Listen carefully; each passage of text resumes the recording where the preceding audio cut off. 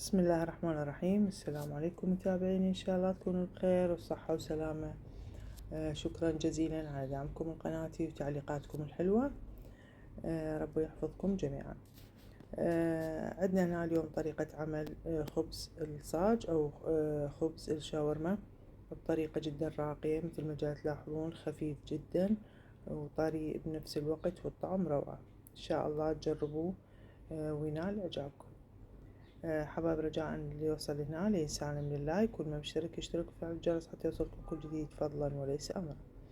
هنا عندنا المي الدافئ، نضيفه 2 كوب إلا ربع من الماء الدافئ إضافة تدريجيا.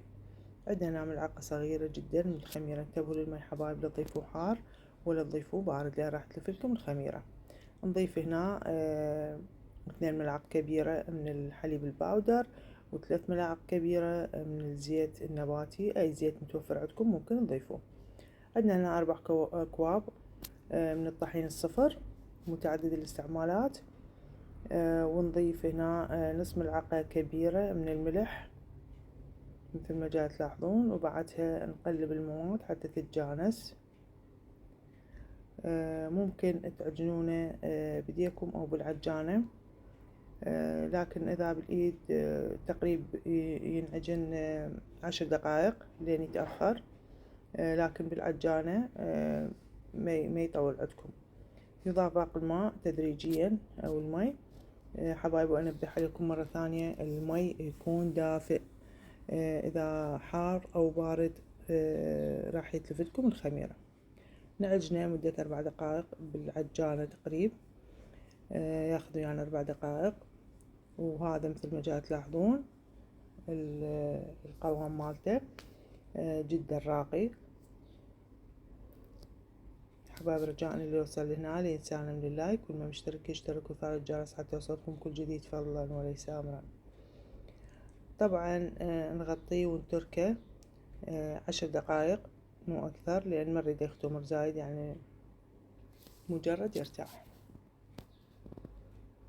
ونغطيه بالنايلون مثل ما جاي تلاحظون ونتركه 10 دقائق. طبعا هذا النوع من العجين يعني مو شرط يختمر، مجرد يرتاح. بعد مرور 10 دقائق أصبح عندنا بهذا الشكل. طبعا العجينة جدا راقية، القوام مالتها جدا راقي مثل ما جاي تلاحظون. نبرمها بهذا الشكل وبعدها نقطعها إلى قطع صغيرة مثل ما جاي تلاحظون بهذا الشكل. نقطعها 18 قطعة. حبايب رجاء اللي يوصل لهنا لينسانا من اللايك، واللي ما مشترك يشترك وفعل الجرس حتى يوصلكم كل جديد فضلا وليس أمرا. هذا قياس القطعة اللي قطعتها، وراح نكورها أو نشنكها بهذا الشكل ونتركها بهذا الشكل. نكمل كل القطع بنفس الطريقة ونرجع لكم حتى لا يطول عليكم الفيديو. بعد ما كملناهم نغطيهم بالنايلون أو بقطعة قماش نظيفة خاصة للمطبخ. نغطيهم 5 دقائق حتى يرتاحون، وبعدها نبدي نفرد بيهم قطعة قطعة. طبعا نفردهم على طحين طحين صفر. طبعا حبايب، بالنسبة للطحين الصفر أنا استخدمت طحين الرحمة جدا راقي. اللي ما متوفر عنده طحين الرحمة ممكن يستخدم طحين فاخر الكويتي. طبعا طحين فاخر التركي راح يكون وياكم أسمر. طبعا هذه ما مصورة القطعة، راح أصور لكم قطعة ثانية، لأن أثناء الفرد الكاميرا طافية، جدا آسفة. هذه القطعة شاهدوها شلون أني فردتها.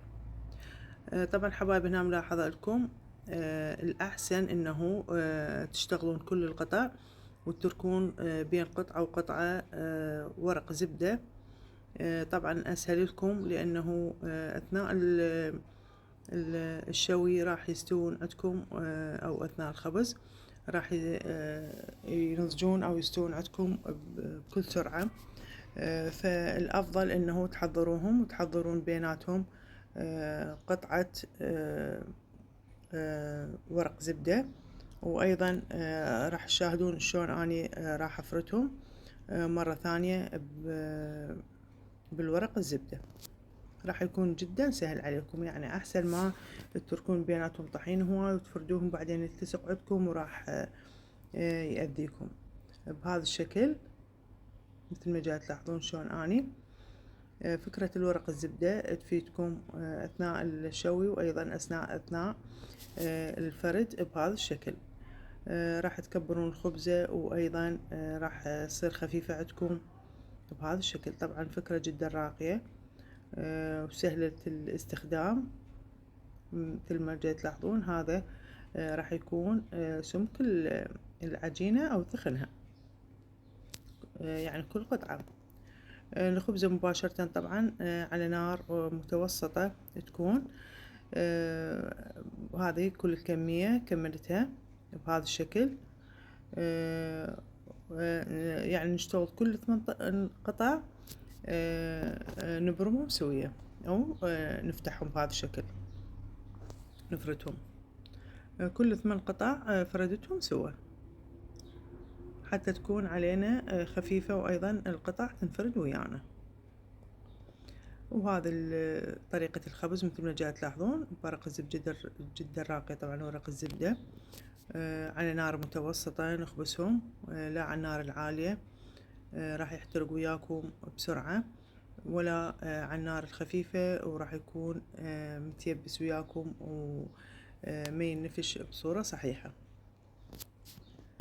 بهذا الشكل نقلبه كل ثواني، نحركه بهذا الشكل وبعدها بهذه الشمشة بهذا الشكل حتى يدخل الهواء داخل الخبزة، وبالتالي الخبزة راح تكون خفيفة جدا وفارغة من الداخل.